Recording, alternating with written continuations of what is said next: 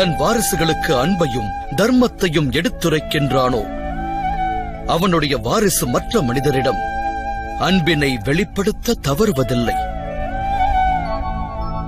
வாரிசுகளின் கர்மம் அடுத்தவரிடம் அன்பை வெளிப்படுத்துவதாகிறது. அவரின் கர்மங்களின் மீது ஈன்றவனுக்கு அதிகாரம் இல்லை எனில் அதன் மீது ஆசை மோகம் கொள்வது எவ்வாறு நியாயமாகும்? இது பற்றி மேலும் ஆழமாய் சிந்தித்தால் அதிவிரைவாக ஒன்று விளங்கும். இந்த புவி வாழ்வில் ஆசையும் விருப்பமும் கொள்ள வேண்டிய எதுவும் இல்லை என்ற உண்மையின் தெளிவு பிறக்கும். சிருஷ்டியே பரமாத்மாவானால், மானிடர் அந்த பரமாத்மாவின் அங்கமானால், அணுவும் அசைவது அவனால் என்ற உண்மையும், ஆத்மாவான மனிதன் ஏதுமில்லை என்பதும் விளங்கும். இதுவே கர்மயோக